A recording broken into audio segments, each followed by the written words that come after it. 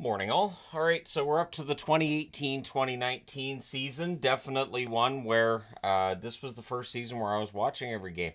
And very entertaining season. Of course, Tampa Bay finished first, had a great record, and then Columbus wasn't dead. All right, the Metro Division that year was won again by the Washington Capitals. They finished 48, 26, and 8 on the season, 104 points. 278 goals scored, 249 goals against. In the month of March and April, they went 12, 5, and 1. So down the stretch, not a bad record. The New York Islanders, 48, 27, and 3 record, 103 points. 228 goals scored, 196 goals against. The months of March and April, 11 and 8 was the record for the New York Islanders. The Pittsburgh Penguins finished 44, 26, and 12, 100 points, 273 goals scored, 241 goals against. Again, down the stretch, March and April, they went 11, 4, and 4. Carolina, 46, 29, and 7 seasons, so 99 points, 245 goals scored, 223 goals against. In the months of March and April, 12, 6, and 1 record. So Carolina in the playoffs, they've been in the playoffs ever since, too. It's the best run Carolina's ever had. Columbus continued the best run they'd ever had, 47, 31, and 4 record, 98 points, 258 goals scored, 232 goals against. In the months of March and April, they went 11, 7, and 1.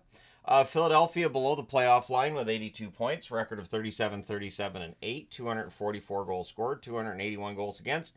They struggled down the stretch. In March and April, they went 7 and 11.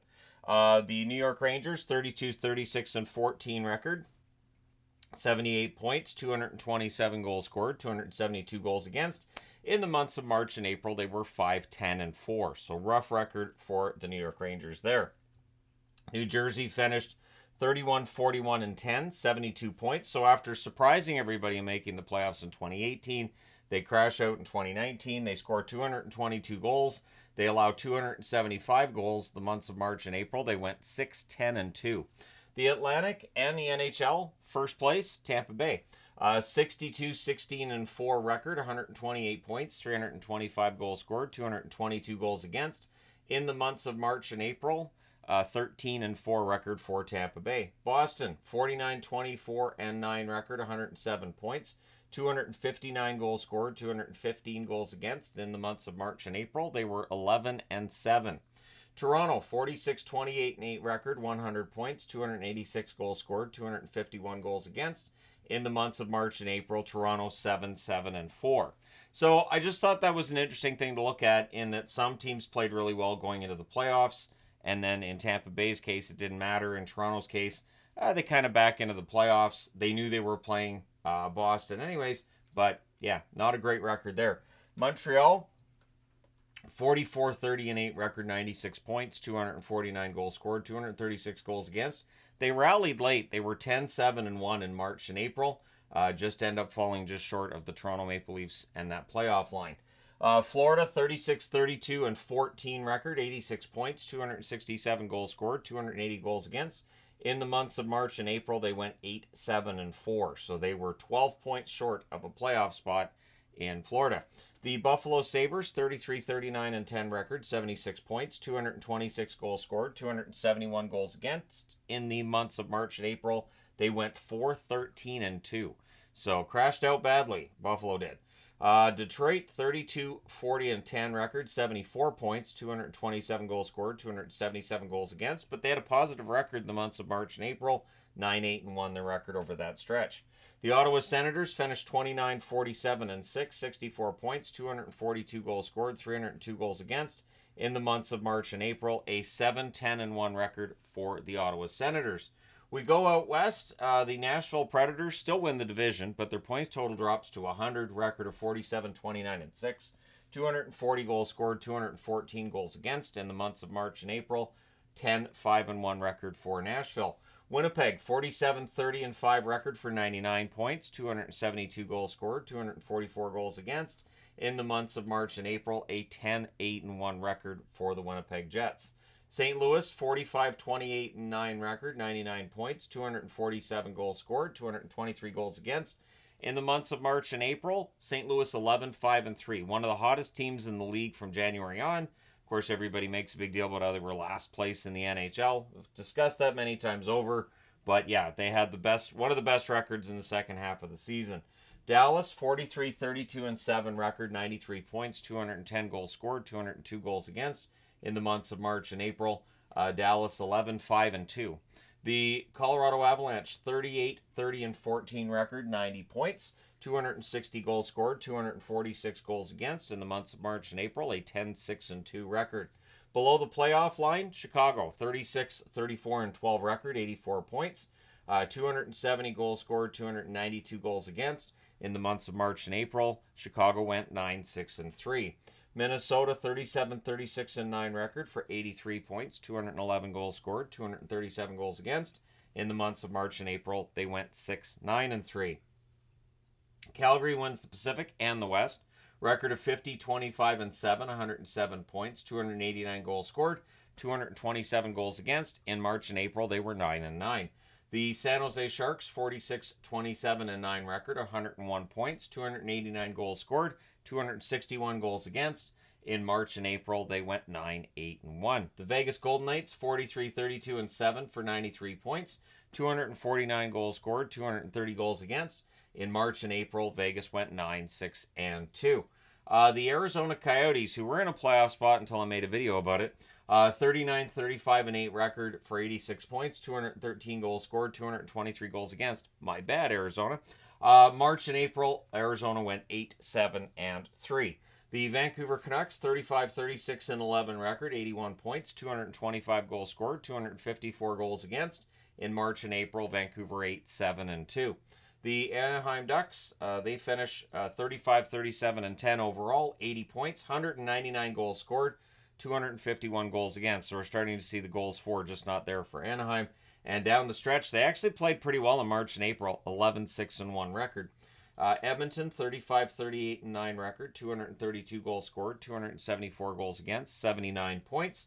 In March and April, they went 8-8-2. The LA Kings, 31-42-9, 71 points, last in the West, second to last overall, 202 goals scored, 263 goals against. In March and April, the LA Kings went 8-9-1. So, the salary cap is set at $79.5 million that year. December 4th of 2018, the NHL announces they're expanding to Seattle, and that the Coyotes will move to the Central. The debate was whether or not Vegas or Arizona would move to the Central.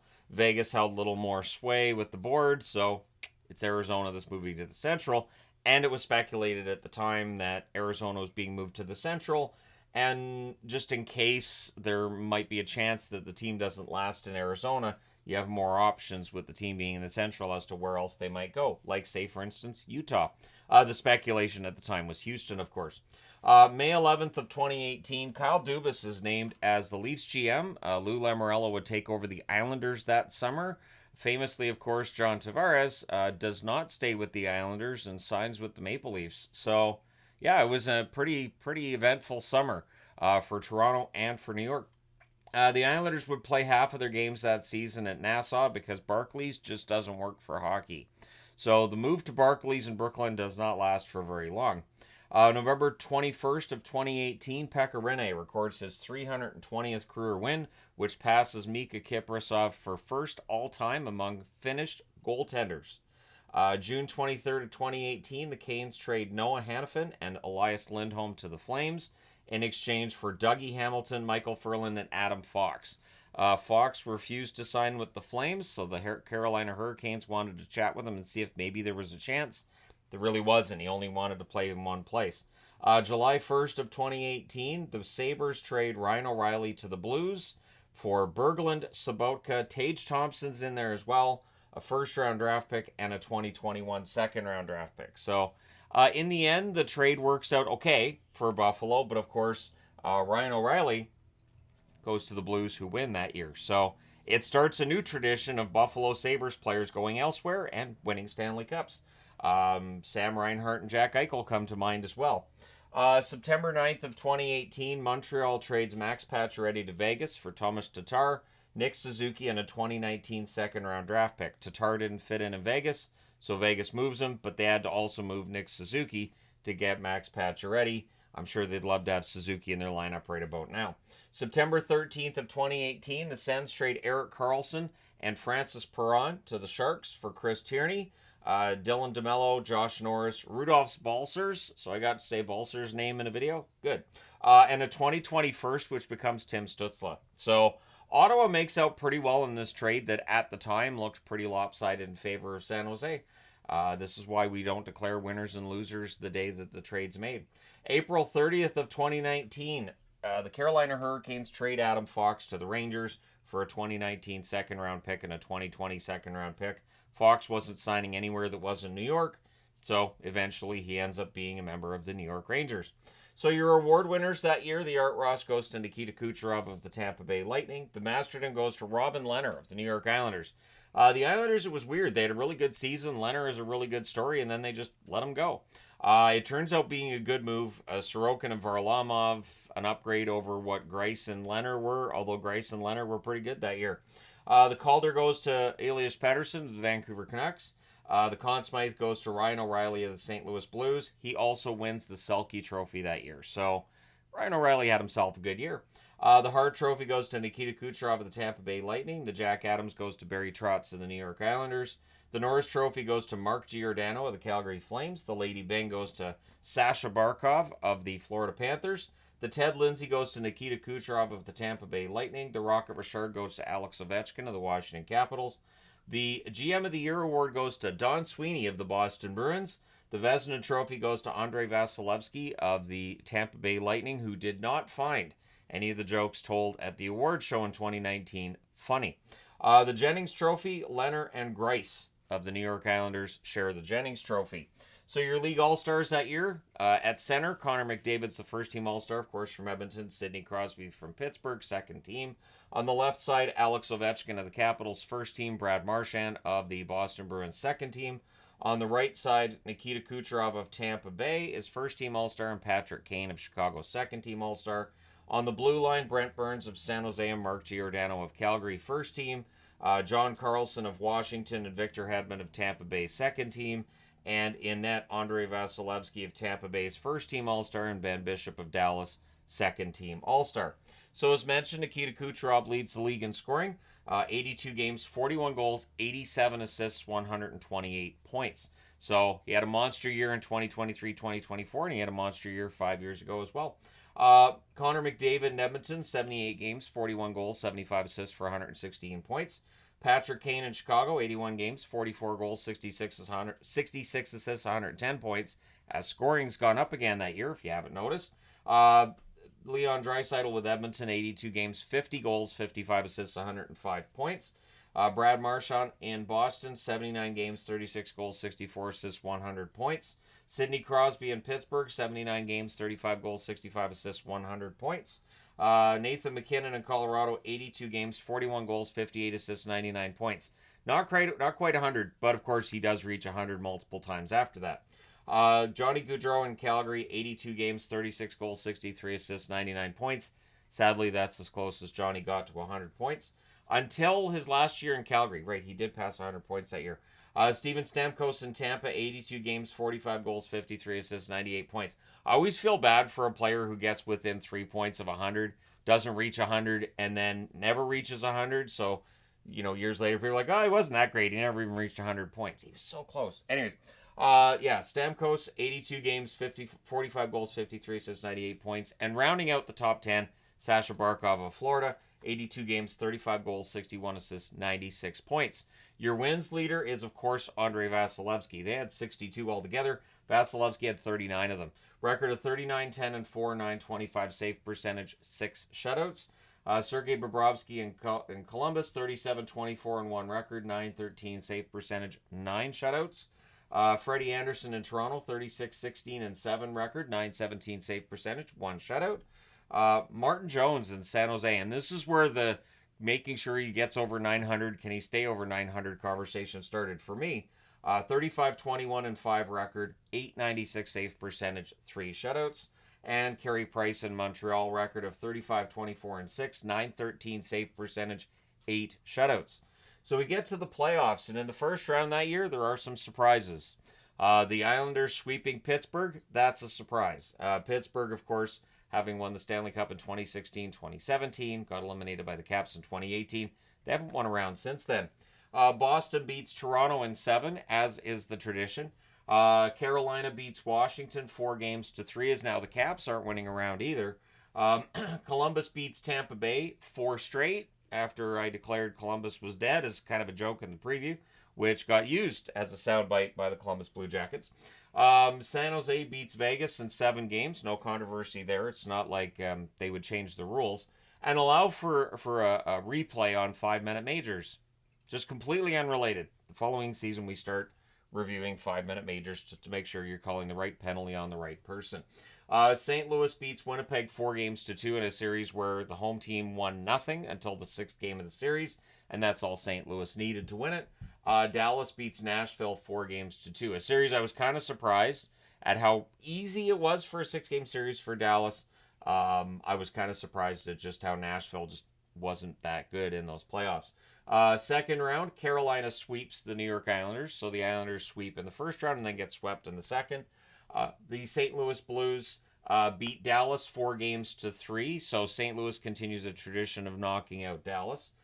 San Jose knocks out Colorado 4-3. And after winning that first round over Tampa Bay, Columbus loses against Boston. That takes 6 games. So they put up a good fight. But in the end, the Boston Bruins, too much for them. Conference finals out west, San Jose and St. Louis, of course. San Jose wins the first game at home 6-3. St. Louis then wins 4-2. San Jose goes home, or St. Louis goes home, I should say. San Jose wins that third game by a score of 5-4 in overtime. St. Louis then wins 2-1 to even the series, and then momentum takes over. They win 5-0 in San Jose, and then they win 5-1 at home. They win the series in 6 games. Carolina and Boston. Carolina continues to struggle in conference finals. Boston wins at home 5-2 and 6-2. Then they go to Carolina. They win 2-1 and 4-0 to sweep the series 4 straight. So Boston has some rest. St. Louis doesn't. Doesn't matter come the final. Boston wins the first game 4-2. St. Louis then wins in Boston in overtime 3-2. Boston wins in St. Louis 7-2. St. Louis ties the series with a 4-2 win. St. Louis wins 2-1 in Boston to go up 3-2. Boston answers by winning 5-1 in St. Louis, and then St. Louis wins in Boston 4-1 to win the series in 7 games. Torrey Krug's the leading scorer for Boston in that final, a goal and 5 assists. Brad Marchand, 2 goals and 3 assists. And Sean Kuraly had 2 goals and 3 assists. Tuukka Rask, .912 save percentage. The same save percentage the goalie at the other end had in that final. Ryan O'Reilly, 5 goals, 4 assists, 9 points for O'Reilly in that final as he gets the Conn Smythe. Pietrangelo, a goal and 5 assists for him. And Braden Shen had 3 goals and 2 assists in that final. Binnington, as mentioned, .912 save percentage, the same one Tuukka Rask had. Binnington probably could have won that Conn Smythe. I understood why they gave it to O'Reilly, but I thought the argument for Binnington was there. But either way, in the end, St. Louis wins the Stanley Cup for their first and to date only Stanley Cup championship. So let me know your thoughts in the comments section below as always. Don't forget to hit like and subscribe in the event you haven't done so already. Thank you guys so much for all your support as always. I will talk to you again soon.